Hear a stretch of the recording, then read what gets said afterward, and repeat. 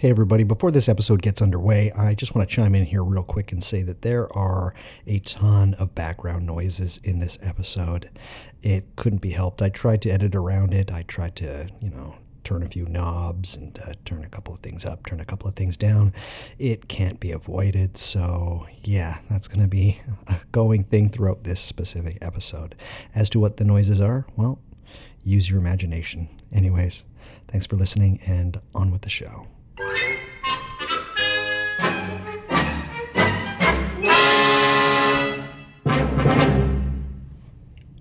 Pre-show quid pro quo. Caroline, you get the first question. Go ahead. Keep in mind, though, that I'm going to be asking you a question at the end of the program, and it can be any question that I want. Again, I have 15 years of magical experience, but again, you can ask anything. So go ahead. Ask away. My question for you is to comprise everything that would take part in your dream day. Everything that would take... what would you? Yeah, what would your dream day be? Oh man, I would wake up and kind of stay in that weird after sleep period, which we'll talk about a little bit later on in the program, for about a half an hour. And when I would get up, I would see the sunrise. I would see the actual sun peek up over the top of the sky or the horizon. And I would witness there, and I would sit there for 45 minutes, however long it takes. Then I would start to make a breakfast. What would be my breakfast? It would probably be Mexican chilaquiles, which I just love. Those are my favorite as well. Yeah, They're the best. Right, good. We're starting off on a good note here. Yeah.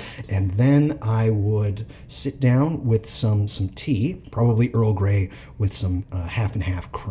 And I would crack open a book, and I would read that book for about an hour, and I would close the book for a little bit. Well, hopefully I would be in a place where I could go to the ocean, and I would spend another hour just sitting on the beach looking at the ocean.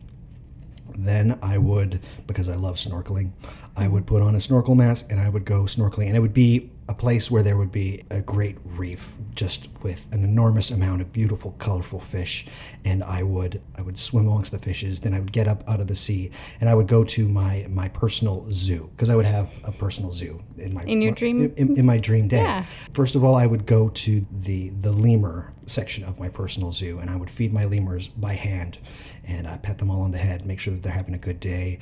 I would have a ton of animals, and then I would feed the animals. Then I would head back inside for another minute, and probably do some writing. I'd write some things down, just what's going on with my day. Maybe a little magical ritual, because it's part of the healthy, balanced lifestyle. At least for me, it is. I do a little bit of magic.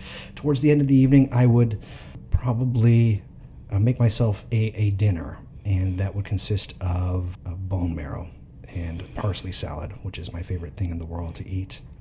Pour myself a nice tall glass of sparkling water. Hopefully I'd have a girlfriend. I was just going to say you're alone all day. Hopefully I'd have a girlfriend. And it's not that she wouldn't be there the entire time. She'd be there. She'd be, not that I would wish her to enjoy me. We'd go snorkeling. And I'd spend some time listening to her and talking to her. I'm not just saying this. I actually do like listening to people. I think stories are very important. And we do something slightly romantic and hopefully finish off the night with some amazing mind-blowing sex. Sounds great. I would go to bed and I would have a lucid dream. There you go. And I'd relive my day in that lucid dream. There you go. Yeah. I cap it off. And so it's all circular, you see. It all goes. Sounds like you need to go to Isla Mujeres or something. Yeah, I know.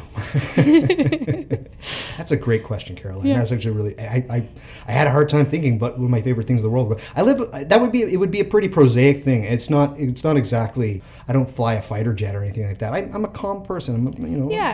I just think we usually take like the tidbits of our favorite moments throughout our life and just put that in one day. Exactly. Yeah. Exactly.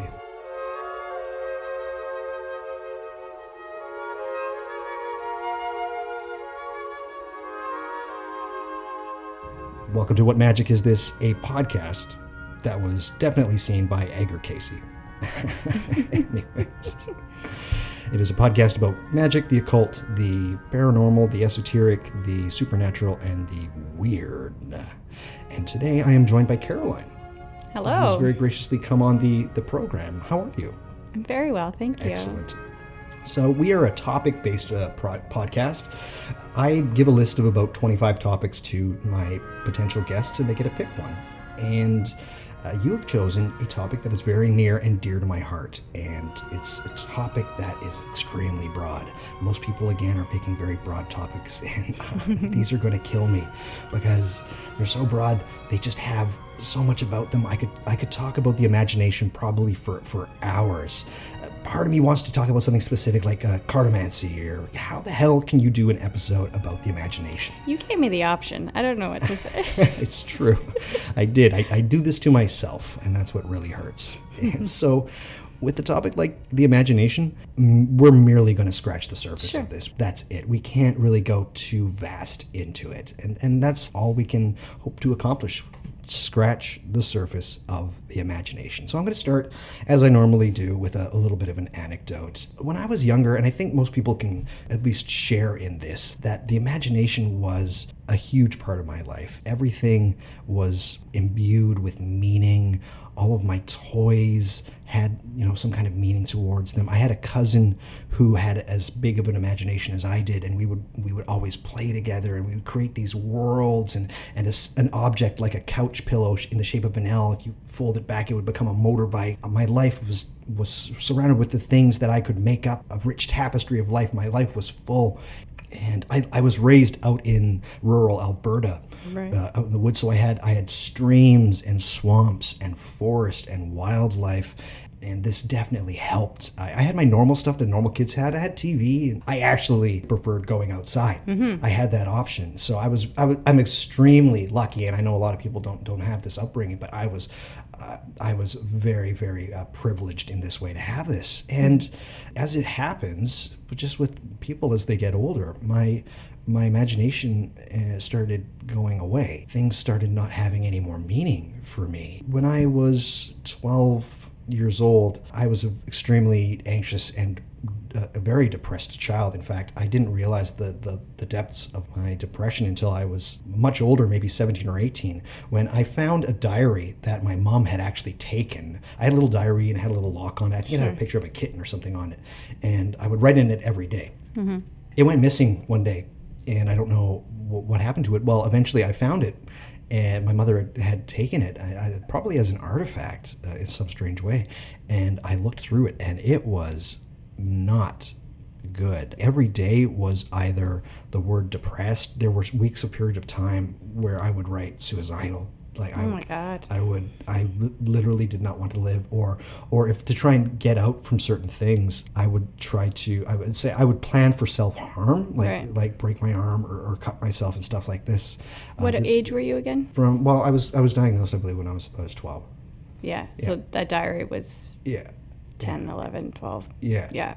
My parents did what every parent did, and I talked about this before. They medicated me, so I was given stuff for my ADHD and stuff for my depression. I was on Zoloft, and that was just kind of what happened for me. And the Zoloft worked quite a bit. Things didn't have meaning to me as much as they did anymore, so I tried to find meaning in other ways. So I became a somewhat successful student for a short period of time, and I guess maybe that's where the meaning got shifted. It didn't last too long. I think it literally lasted maybe 2 years, and then I became a regular, ordinary high school student.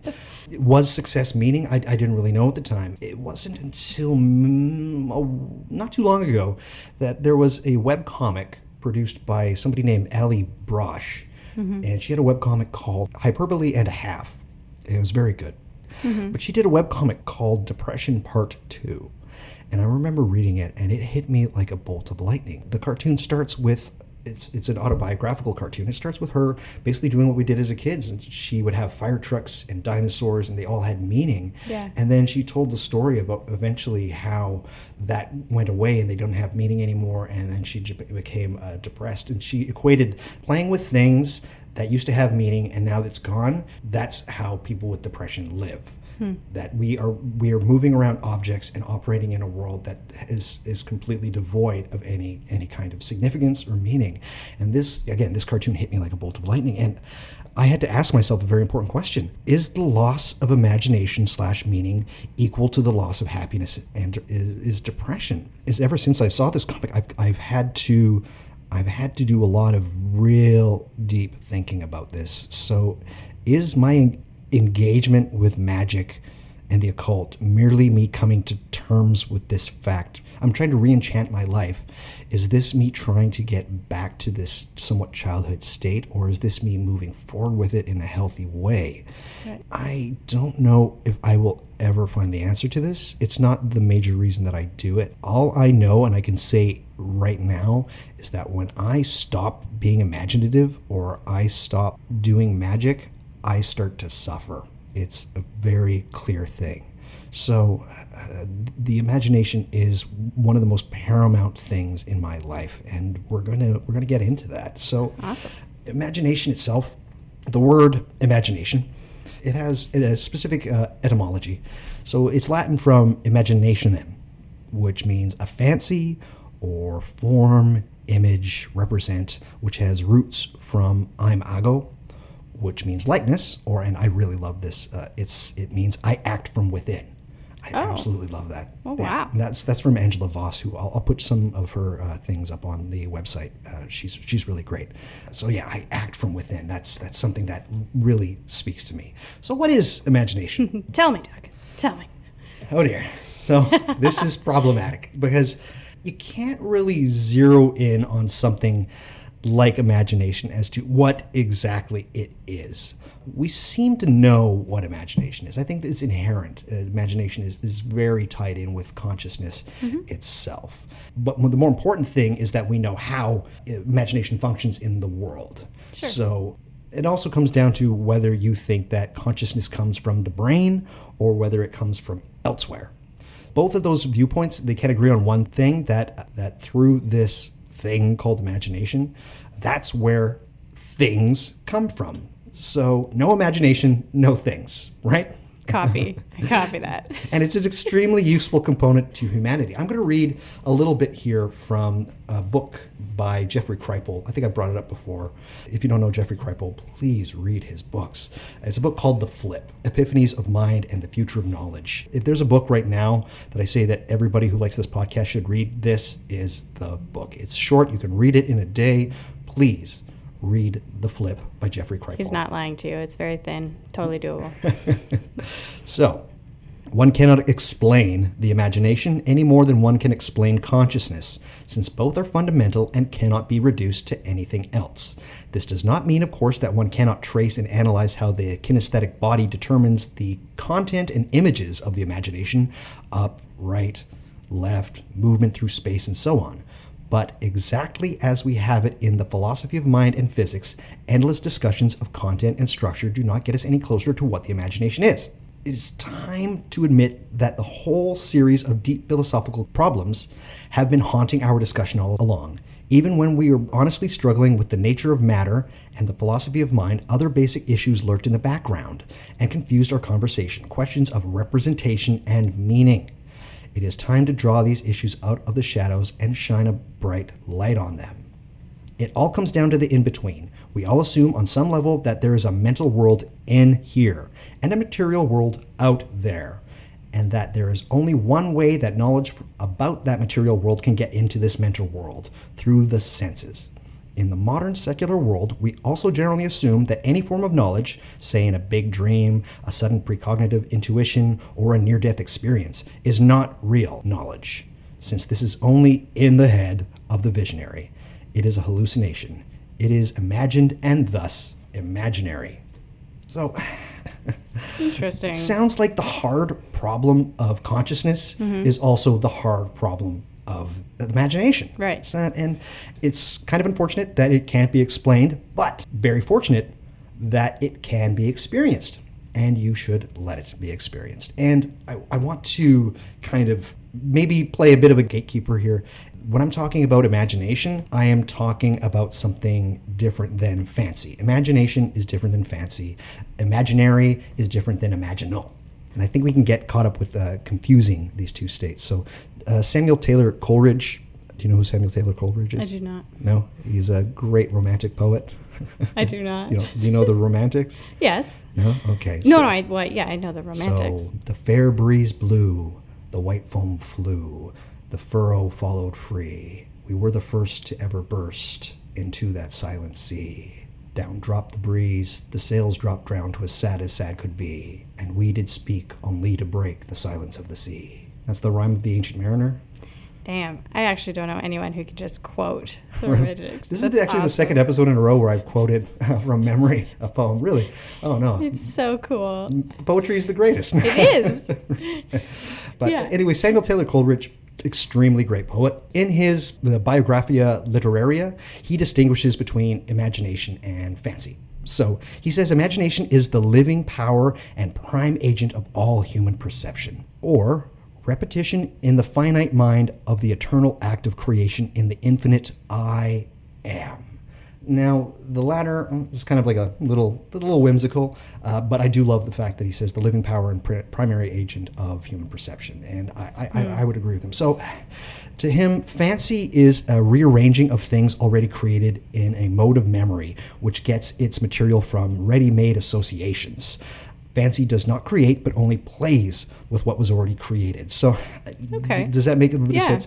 And it's kind of why I have problems with movies like Avatar, where, it's not a horse, it's a horse with 6 legs instead of 4. Like, that's fanciful. Right, that's just an expansion of something we already, not something completely new and fresh. Exactly. And I think that might be why, and this is where, there might be some derision between you and I. I think a lot of art that's very popular now is more fanciful than it is imaginative or creative things. I completely agree. Things like Harry Potter, I can understand the appeal to people that are younger, and it would have been my favorite books when I was younger. Mm-hmm. But again, it's working with associations, wizards, things that we kind of already know. Mm-hmm. It has imaginative elements in it. Mm-hmm. But I think it's more about what we already know already. And it kind of shows, because she didn't really start coming up with the lore of the world until kind of halfway when she was done. And she's still to this day kind of just like throwing in tidbits that people, just like, and guess what? This character's bisexual. And we're like, what? This is very new information. This is very new information. And somebody like George R.R. Martin, it seems like he just wanted, he used a historical context of a period of history in the British Isles. Yeah. And then just kind of added dragons. And White Walkers. It's just these works of art are more fanciful than they are imaginative.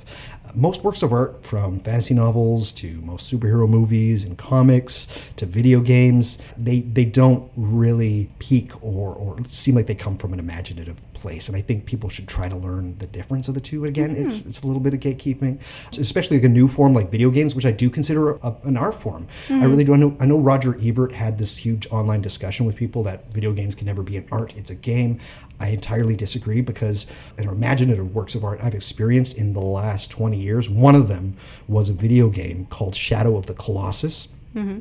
And everything about it was just, it screamed from the imaginal realm. It was such a fantastic experience to behold, and the creators were working with something. It was a game unlike any game made and any game since. It was just such a brilliant work of art and imaginative work of art, and it piqued imagination within me. Like it was one of those things. Most video games now, they kind of all look the same, especially if they're going to do like a fantasy game. Everybody's kind of got the same armor. Like for some reason, cleavage has to show on a woman when they're wearing armor. Don't get even me started. Yeah. Okay. So we're threading into it. But what about that? Was it a different form of creation? It was that they were actually creating a different world. Was it? I think so. Yeah. It was very sparse. What was that imagination versus fantasy for you? It was very sparse, and you had to, I'll just describe the game. It was almost like a puzzle game, because there were these things called colossi within this imaginary world, which, not a lot of trees, cliffs, very sparse, water. You basically have to kill these colossi, and how you do that is you have to solve the puzzle as to how to kill them. But each time you're killing him, you're kind of killing yourself and the world around you. It's one of those things, and like great works of art and imaginative works of art, tough to explain, needs to be experienced. Okay. Again, I'm a cranky old man. I'm a little bit elitist, but I think the imaginal, as opposed to the imaginary, has been so diminished to this point that people have very little inclination to be able to recognize it, strangely enough. And I'm going to pause you. So you consider Harry Potter, Tolkien, J.R.R., all of that stuff, the fantasy side. What do you consider the imaginary side? I think J.R.R. Tolkien is something totally different. Not Tolkien. I put him in the wrong bracket for you. We're going to get to I apologize. Tolkien. We'll get to Tolkien. Sorry, but most of those writers Yeah. you consider Yeah. on the fantasy side Yeah, versus the imaginary side. yeah, don't get me wrong. There are imaginative elements to their stories. It doesn't seem like they sprang forth. A good example would be dragons. Well, everybody's got dragons in a fantasy story. Even Of course. Tolkien had dragons in a fantasy story. But how the belly of the dragon is filled with gold, and what he added to that, the imagery is striking to me. It's not just a dragon. It represents gluttony and need for power, and it seems to go to something deeper, unexplainably deeper.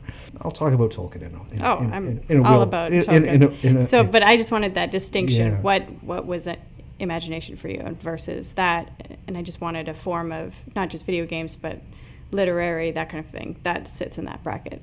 Great. Yeah. I can continue. All right. The question is, why is imagination important? Our understanding of the relationship between the imaginal and reality, it is of great importance. So some people now, and this is very new stuff, or, well, not very new, but it's starting to come up. It's starting to be a bit more apparent, especially with people that hold the idealist worldview, that it is actually the mind that is the primary force of reality, of the universe, is consciousness. There's a gentleman I've mentioned before. His name is Bernardo Kastrup. In a book called Dreamed Up Reality, he places imagination as the primary source of reality. It shows that real and imaginary, they exist on a spectrum, and that the imagination is fundamental, and more so than material things like physics and particles. They are reducible to deeper laws of the mind, as opposed to deeper laws of physics. So mind and consciousness is a bigger thing. Yes. And I'm going to read you a small segment from. So this is from Dreamed Up Reality. In consensus reality, synchronization is when something that is unreal, something subjective, becomes objective. So in consensus reality, synchronization emerges across the imaginations of multiple conscious entities, so to form a coherent shared picture. The constraints entailed by such emergent synchronization may be what we call the laws of physics. Perhaps the apparently fixed mechanisms of nature are merely an epiphenomenon, an emergent property of the sympathetic harmonization of different imaginations, imagination itself being the true primary substance of reality. Perhaps the laws of physics can themselves be reduced to a fundamental metaphysics. This is from The Flip, and Jeffrey Kripal is talking about it. It says, this is a perfect expression of the flip, since in our present scientific materialist world, the psyche and the imagination are seen as epiphenomenon of the laws of physics. Physics first, and then mind. It's reducible to that, not the other way around. So for the idealist, it's mind first, and then all these other things that we can explain through mathematics and through physics itself. That's the epiphenomenon. It doesn't. Right. And I think this is honing in on some kind of truth, not the truth, but I think it's honing on a truth, more so than a scientific materialistic worldview, which has stalled. I think we've kind of reached not the end point of science. To say something like that would be extremely naive. But I think even with things like quantum physics or string theory, it has more in common with a philosophy than it does with actual science, right? Because you can't prove a lot of these things. It might make sense in some mathematical way. It shares more with a philosophy than it does with hard science. So I think it's time to start this kind of consideration. A great quote is from Bertrand Russell. It says that physics is mathematical not because we know so much about the physical world, but because we know so little. Sure. It is only its mathematical properties that we can discover. I think we're near reaching the end point where we have to start getting to a new ontological vantage point and seeing the mind and consciousness, which we have yet to explain in any way, shape, or form, give it a bit more credence. And it's time for what Jeffrey Kripal calls the flip. I think science needs the subjective imaginal. In fact, most of the scientists that we put on such high regard did so. We would not have any of Einstein's, and I know he's such an easy example, but I love it. We would not have any of Einstein's breakthroughs without him and his thought experiments. If you read about Einstein's thought experiments, he saw himself riding beside beams of light through space, and that was a great use of his imagination. The eloquence of it was through the imagination of Einstein himself as a person. So it's time to use imagination as a primary tool. And I think especially that science needs to study humanities as well. I think people that are scientists, you need to read some poetry. You need to read some books. You need to take a couple of philosophy courses for this very reason. And on that, I will say, and this is not controversial anymore, fuck you, Neil deGrasse Tyson, because you said that people that become scientists shouldn't study any kind of humanities. I entirely disagree. So... What a bold statement. It wasn't. Anyways. No, just, that's hilarious. So what happened? Why the fall of the imagination and the subjective, to be even more broad? So why is it marginalized? Well, I can put it very simply. It's basically the Enlightenment, and more so the Cartesian split of mind being one thing and matter being another thing, and they can never meet. In a different episode, I'll go through that. That'll be the materialist episode, which I can't wait to do because I have a lot to talk about. But your thoughts are in here.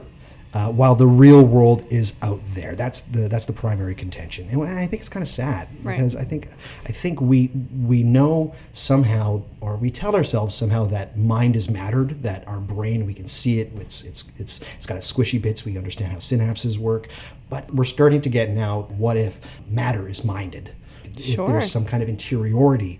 I mean, everything we are looking at is still through our mind. So it's sense perception, right? Yeah. I would be extremely naive to say that the Enlightenment was a bad thing, and the Cartesian split wasn't necessary. It was for the period of time, but sadly it came with a bit of a cost. We could probably, in a strange way, say that a split happened before the Enlightenment, and I'm going to introduce a concept here and a specific writer that maybe this doesn't jive, but I'm going to go with it anyway. His name was Julian Jaynes, and he was a psychologist who produced a book in 1976 called The Origin of Consciousness and the Breakdown of the Bicameral Mind. What it is about, basically, how for a period of time we were not conscious creatures, and it wasn't until the corpus callosum that separated the two hemispheres of the brain occurred and it started to grow thicker. He said for a period of time it was the communication between the left hemisphere and the right hemisphere was so fluid that it would seem like gods were talking to us, that there would be voices in our heads, and that we lived in a world that was nothing but meaning. Everything was just suffused with meaning, and it was in a rich world. And until the corpus callosum started the separation, we lost this mythopoeic thought, which is something that a lot of writers and artists kind of engage their imagination through. So the gods and us were not separate, that they were a real living thing in our world that we constantly talked to, and they guided our actions, and a sunset to them was very different than the sunset that we would see now, and their sense perceptions were entirely different. So with the imagination and trying to get it back, is this a return to this graceful state? I think Jaynes' theories are a model and not necessarily the best one. Richard Dawkins, who I know a lot of people, especially people of my ilk that are more magically inclined, hate him, but he said this about the origin of consciousness and the breakdown of the bicameral mind. He said that either this idea is entirely 100% right, or it is 100% wrong, and there is no middle ground. When I first read the book, I was like, this is definitely right. As I've gotten older, it seems that he, as much as I'd like to say he was onto something, he was probably incorrect. I think more recent research about brain hemispherics, which I'll get into a little bit later, they've shown that this was definitely not the case. But well, I was going to say, when did he say that hemisphere separation So he kind of equated it with works of art. So he said that we could start to see in things like the Iliad, that was kind of where Homer's the Iliad. The word "I" was starting to be used in work. So the characters in the book became selves, as opposed to earlier things like the Epic of Gilgamesh. So he kind of points towards that. It's a wonderful book. It's breathtaking in its purview, in its scope. It's very convincing. But again, it's just a model. It's a model I like.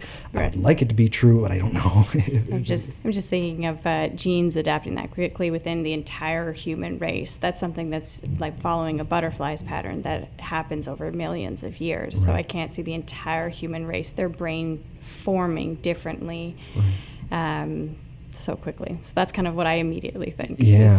How that doesn't apply. So again, it was just a model, and it's an interesting one. Not the greatest, but a wonderful little thing to think about as far as how maybe we used to think. The best book that I read last year was a book called Lost Knowledge of the Imagination by Gary Lachman. If imagination is interesting for you as a topic, this is a book you have to read. It's if I'm just scratching the surface a little bit, he is actually doing some excavation. Oh, nice. And it's a really wonderful book. And I'm going to put a link up on the show notes for this episode for a 3-part lecture he did about his book Lost Knowledge of the Imagination. That's the good stuff. This is an hors d'oeuvre. Gary's got the meat and potatoes. Okay. He takes this extremely seriously, and it's a poignant, wonderful book, and the lecture itself is fantastic. So I cannot recommend that highly enough. Wonderful book. Read it, everybody. Superb, sublime. Yes, Yeah. Sublime. It's absolutely sublime. Let's get a little bit of breathing room here. Okay, we've gone through a lot of really heavy concepts. So let's get some examples, or at least my favorite examples of things that are very imaginal and brilliant. So, and I have to start with J.R.R. Tolkien's The Lord of the Rings. I think more than anybody, he is the master. He accept no substitutes. The world that he created is so perfect and joyous and wonderful and brilliant. I don't think that there's anybody that comes anywhere close to him. My father, for a period of about a week, he tried to read to us like a chapter of The Lord of the Rings. I just got impatient. I said, just give me your book. Yes. And he had an old, like, 1967 edition. It was a hardcover with rice paper. And it was all in one book. And the paper smelled. And in the back, it had a huge fold-out map. It had everything. That was my Bible for, like, a year. Yep. It was the greatest thing ever. And I think when I was talking about J.K. Rowling and George R.R. Martin, obviously these books are hugely influenced. But J.R.R. Tolkien he went to a place. He used his mythopoeic imagination in just the greatest way, and it's one of those things where I don't think anybody can top it as far as a work that comes from pure imagination. Would you agree? I think it's the master. I actually had the same thing. My dad would read Hobbit on purpose slowly so that I would just start reading, and I'd grab the book from him, and that's kind of how I started reading that, and, well, as to your chagrin, Harry Potter as well.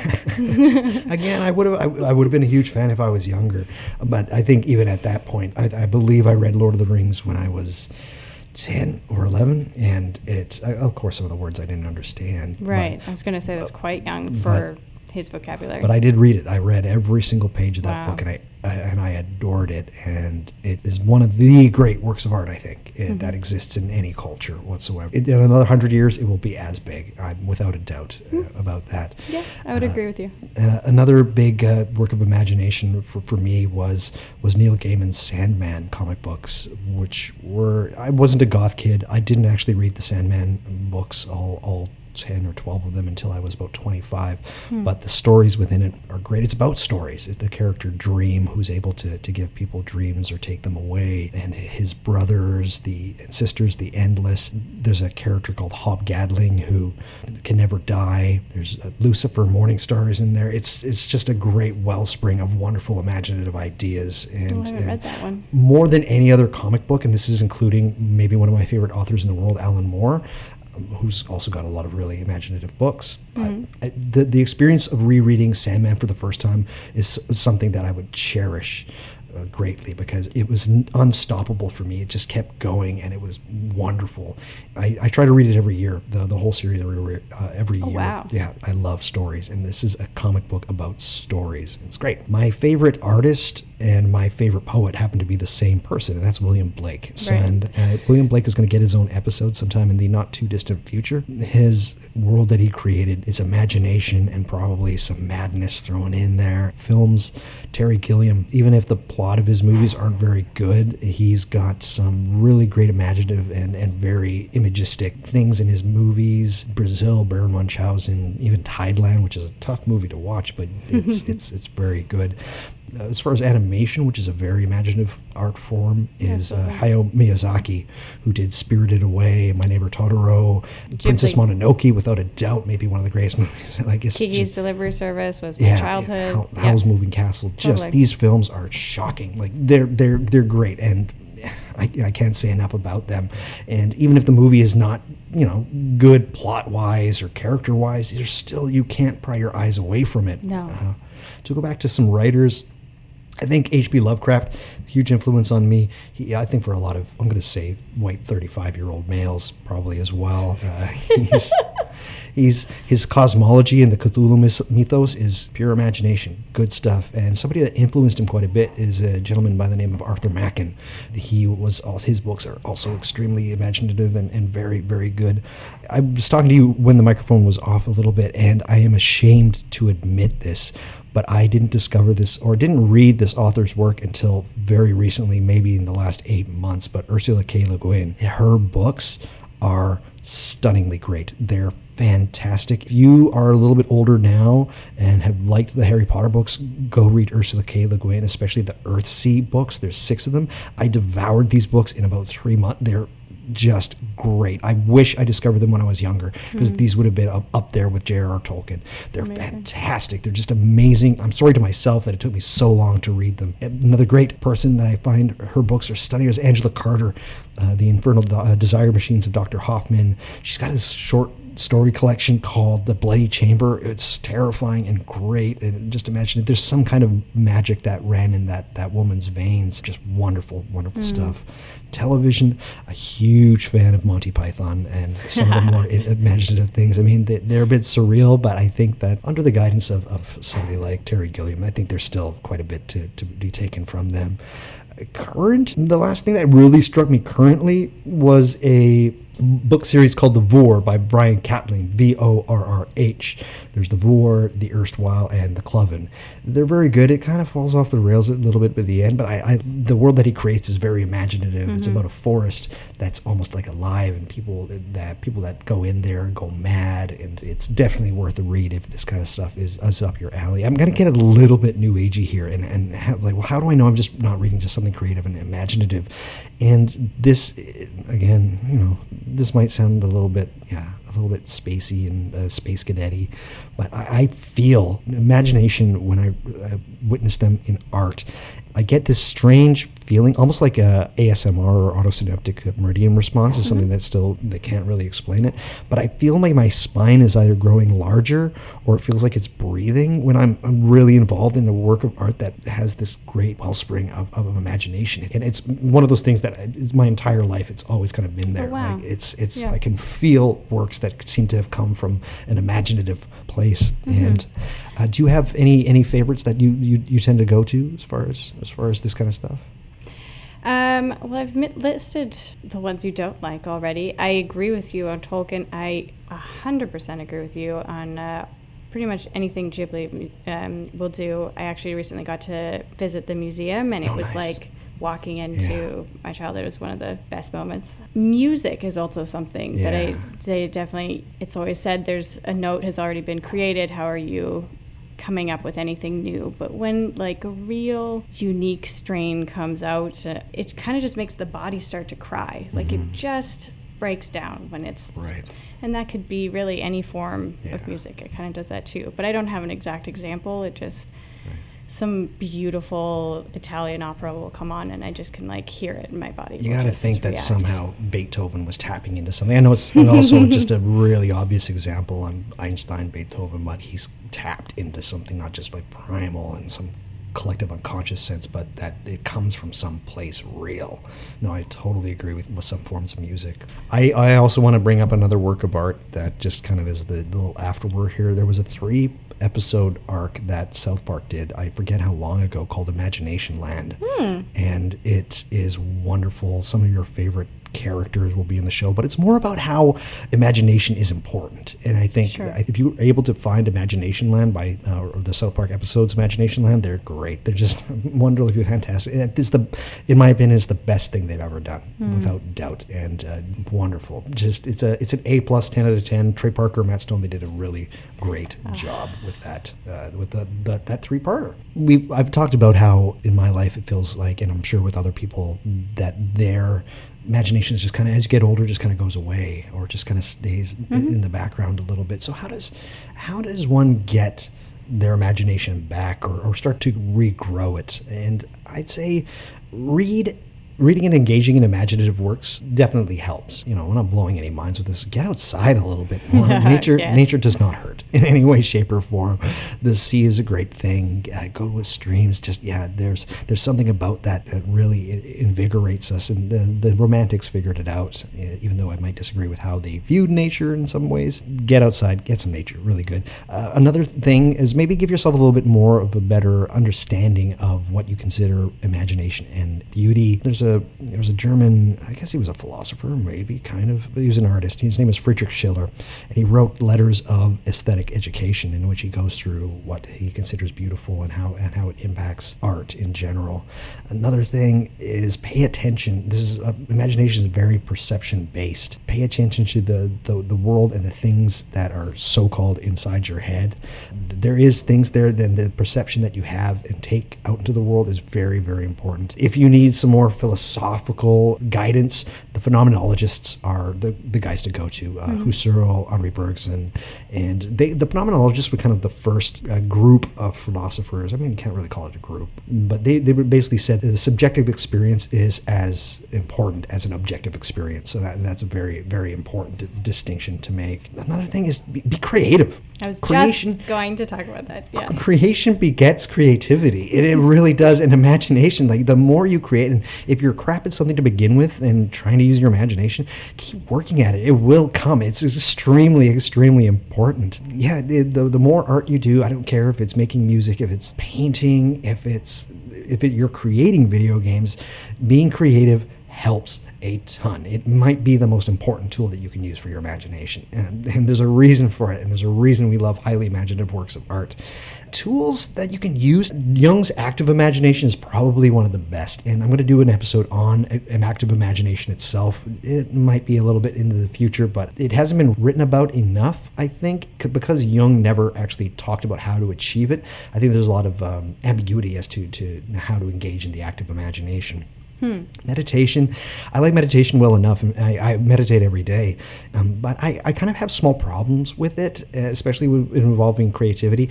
People like David Lynch and Andy Kaufman, I know, weird example, but they used transcendental meditation. That seemed to help them greatly. Meditation, because it's kind of like the mind is like a wild monkey that you have to kind of give activities to kind of calm it down, focus on the breath kind of thing. When I was younger, and even till this day, I kind of have a problem with it just because, well, not a problem, but it's just kind of, I don't go there for some kind of creative source. I find other exercises in some ways more helpful than meditation. Writing, potentially? What's that? Stream writing or something like that? Yeah, well, more so than anything, hypnagogia and hypnopompia. Hypnagogia is the state that you're in kind of right before you fall asleep. Mm-hmm. And hypnopompia is what happens right before you wake up. Sure. And if you're able to engage, I will do an episode on these two things. If you want to get a jump start on it, you could do worse than reading a book called Liminal Dreaming. I forget the author's name. She's very good. Oh, but it goes into hypnagogia and hypnopompia. But I will do an episode on it, and it is extremely effective in growing your imagination, if not one of the best tools around. Jennifer Dumpert.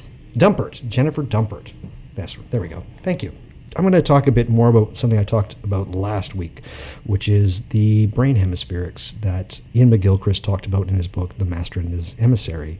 Maybe, I think, one of the most important books in the last 50 years. So, a bit of a refresh. You need both sides of the brains to do things, but it's not what they do, but it's more about how they do it. So the left brain is more focused on detail and specifics. The right brain is broad, able to see connectivity of things, open, empathetic, distanced a little bit. The right brain sees the forest, it doesn't see the trees, right? That's the best way of putting it. So it deals with an embodied world, with people, animals, objects, all with spirit almost, because I'd say my main metaphysics would be animism, and it sees things that having agency. There's an agency to life, and it sees the world as filled with individual, changing, evolving, interconnected, implicit, incarnate living beings.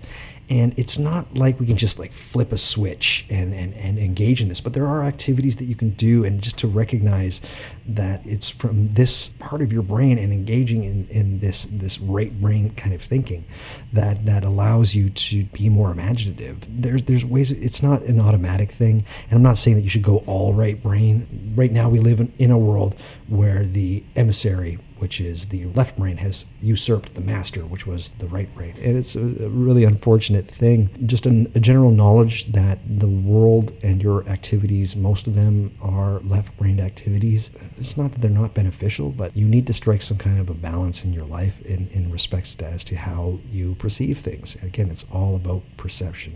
Most of it is about perception. Seeing the interconnectedness, seeing the broader picture, a very, very healthy thing. One of my favorite occultists of the last 50 years is a guy by the name of Ramsey Dukes. Well, his actual name is Lionel Snell. He's got a YouTube channel actually, and it's a very good YouTube channel.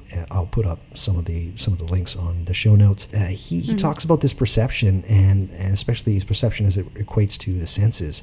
He has a load of books, but one book that I was very hesitant to buy was a book called How to See Fairies. And a terrible title for a book, but I bought it. And it's maybe my favorite thing that he's written. It's extremely good. So I'll give you a little background on him and how he deals with the imagination. So earlier he had read a book called The Kingdom of the Gods by Jeffrey Hodson, who was a theosophist. I went through a little bit in the Astral Projection Soul Flight episode.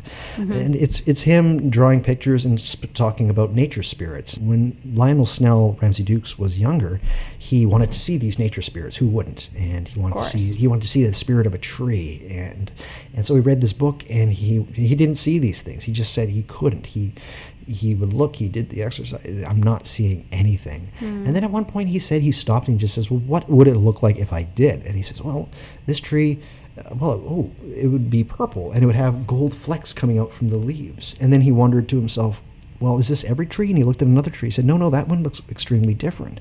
And it looks like it's red, and it seems to be breathing. It's almost pulsing with light. And it keeps going on. So the imagination is an extremely important tool to be able to utilize in what began basically his magical quest. So the book itself, How to See Fairies, is about dulling or sharpening the senses to allow your perception for imagination to come through. And it's a really wonderful book. It's also very short, so I've made a lot of book suggestions on this episode, but what can you do? Well, the word that comes to mind when you describe that is permission. Is giving your brain permission to, or yourself permission to just be like, well, just try it. Yeah. See how that comes out. And I think that's a great word, Caroline, actually. It's just, I think a lot of magic is giving yourself permission. Yeah, really. Permission and a fearlessness. So living in an imaginative world, what's the point? Why live in a more imaginative world? Don't we have enough to deal with now? What do we get? What do we get out of this? To me, it seems very obvious, especially as somebody who struggles with mental health. For one, I don't get bored. I don't need to retreat to my phone anytime there's a quiet moment, filling the time until the next thing happens. Every moment is filled with some imaginative possibilities, and this doesn't make me a daydreamer. A lot of it is actually very directed and very pertinent to what's happening to me right now. And it's just endless possibilities that exist at any moment for me. With that, there's always meanings, which is something I think, again, is very lacking in people these days. And just not a sense of purpose, but just meaning itself. I see it manifesting in really unfortunate ways. People will fill it with vices like drugs or sex and details of celebrities. Again, this is left brain stuff. And something that I think a lot of people have in this day and age, and it's not a bad thing, but it's just they're trying to get meaning out of politics, and especially politics that don't necessarily impact them. It's a striving for a lack of something in their life that makes them, and it turns them, I don't know, it kind of drives them a little bit crazy. Yeah.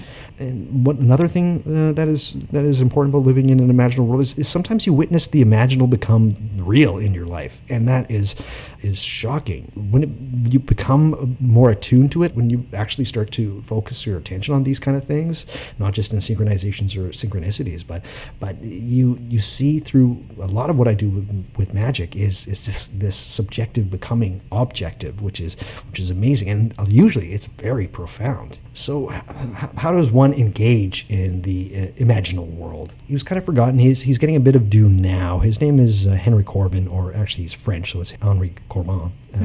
He came up with what's called the mundus imaginalis, or the world of the imagination. He was a French philosopher. He became extremely interested in Arabic mythology and spirituality. Suhwardi had a huge impact on him. But he said that there is a imaginal world that exists, and it's kind of in between the abstract world and the real world, and it's a real place. I have some arterial differences with Henri Corbin, because he says a lot of this is how it's apprehended is through an angel. And I love his idea of the mundus imaginalis, and the place has its own rules. It's not all chaotic and just all over the place. It's actually very well formed. It's got its own typography and its own characteristics, and it's also a very precise order of reality with precise perception, and it needs discipline to access. It really does. I absolutely love Henri Corbin. Again, if this is interesting to you, you should definitely look him up. He's the real deal. He has some stuff where it gets a little bit Neoplatonic. The in-between state, and the fact that he thinks the mundus imaginalis it's again back to that whole spectrum of real and unreal. I'm really all for it. So, again, it always comes up like, what is real and what is not. If there's one thing I want people to get from this episode, it comes from a pre-Socratic called Parmenides. He was written about in a book by Peter Kingsley called Reality. He's one of the figures in the book. I can't really suggest the book. It's got good things in it. There's issues with Kingsley, but basically Parmenides says that if you can think it, it has to exist, or else you can't think it. Okay. So, you can't think about something that doesn't exist, right? There's no such thing as making something up. This is a really important, I want this to sink in. For you to be able to apprehend something in your mind on some level, it has to exist. Okay. It's tough. I mean, this is one of those things, and it seems very, very that's like an abstract idea, but at some point, your mind is able to comprehend this thing in some way and form, and in that sense, it has to exist. There are no original thoughts. You can't make anything up. I am aware of that saying, yes. And this is great. People think that this is like, well, the free will, blah blah blah. But no. This is actually quite freeing. This is a great way to look at the world. Another quote from the book The Master and His Emissary by Ian McGilchrist is maybe my favorite quote of his. It says, "Meaning comes from engagement with the world, not from abstract contemplation of it." And I would, in that one, I would add a little caveat with the worlds, the real world, the objective world, and the subjective world. Right. Meaning comes from engagement with it. And my magic up to this point has been, it's an engaging in those worlds, real, not real, subjective, objective, that kind of thing. So the imagination is as real to me as much of this so-called consensus reality. And I mentioned this in the astral travel soul flight episode. So I need this imagination and this subjective world. It helps me. I need it to survive, and I think others do as well. It would make a lot of difference in the world, because it has for me. Much of how I receive the imaginal is through this mundus imaginalis that I try to engage with. My interactions with it carries great significance for me, and also for my mental health, to say the least. Well, I definitely resonate with all of that. I don't think I would be able to be a normal person if I wasn't creating, coming up with things, using my imagination, just sorting through whatever I'm doing. And anytime I'm not creating or letting myself tap into that, I can just feel myself deteriorate to that adult in the cubicle kind of human that you abhor as a child. Yeah. And I kind of recognize that and go, yep, back to the drawing board. I think it's very important. Absolutely. So I'm glad you're on board with that. I am. Because I would know some people that just be like, what's the point? It's not real. Mm-mm. It's like, no. I think that what you think is real isn't, in some strange way. Yes. Yeah. So, and again, the imagination informs a great deal of my worldview. especially concerning my magic. Does that mean that everything I do, the entities that I talk to, and the work that I do is imaginary? No, not really. I don't think of it that way.